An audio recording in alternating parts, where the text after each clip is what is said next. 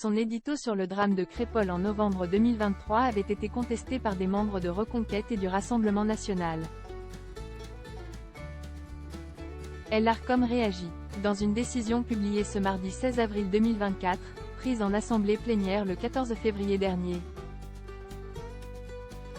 l'autorité de régulation de la communication audiovisuelle et numérique a décidé d'intervenir auprès de France 5.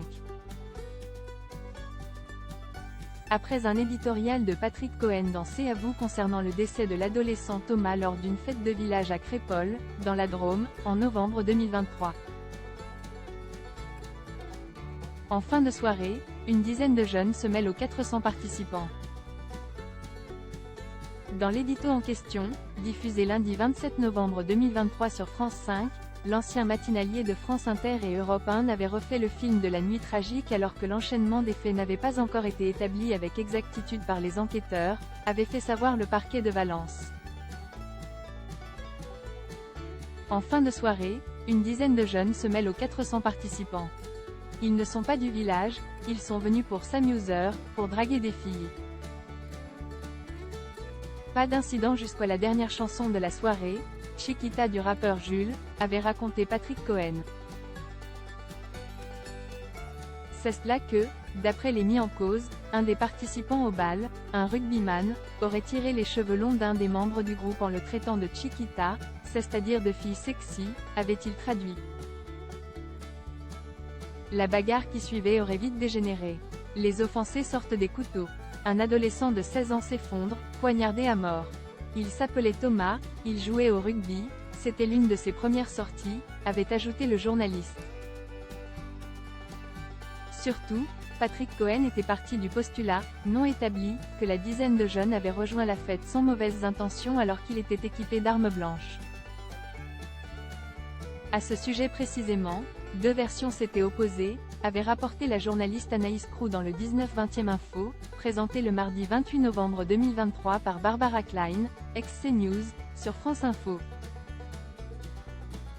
La première estimait que la bande, originaire d'un quartier populaire de Romans-sur-Isère, Drôme, se serait rendue à cette soirée avec une volonté d'en découdre quand une autre. Celle défendue par les principaux suspects du meurtre de Thomas faisait donc état d'une bagarre improvisée pour un motif futile qui aurait mal tourné. C'était cette seule version qui avait été relayée par Patrick Cohen. Une soirée qu'il est difficile encore de raconter. Attaqué par Stanislas Rigaud, Reconquête. Dans TPMP et Jordan Bardella, Rassemblement national, sur Europe 1, Patrick Cohen avait reconnu sur le plateau de C'est à vous le 28 novembre 2023 dans un sujet de France Info. Quand les réactions sont aussi vives et épidermiques, c'est ce qu'il manque toujours un peu de nuance. Mais mon propos n'était pas d'établir une vérité définitive, ni d'atténuer la gravité des faits, avait-il contrebalancé dans le même temps. L'idée était vraiment de pointer le décalage qu'il pouvait y avoir entre les discours politiques, cette espèce de fantasme d'une guerre civilisationnelle, d'un conflit ethnique, d'une France dressée l'une contre l'autre et la réalité de ce que l'on sait d'une enquête extrêmement complexe et d'une soirée qu'il est difficile encore de raconter, avait conclu Patrick Cohen. l'Arcom demande de faire preuve d'une vigilance accrue à l'avenir. Dans sa décision, l'Arcom a noté que les déclarations signalées s'inscrivaient dans le cadre d'un éditorial épousant le parti pris engagé et assumé, bénéficiant ainsi d'une liberté d'expression accrue.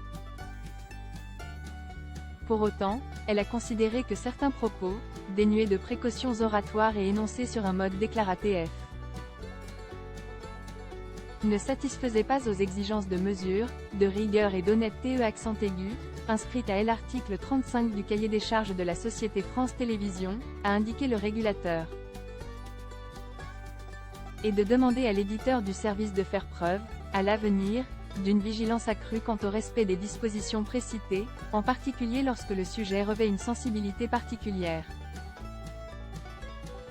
À noter que l'Arcom est également intervenu pour les mêmes raisons et la même thématique auprès de CNews après un édito de Pascal Praud dans l'heure des pros le 5 décembre 2023.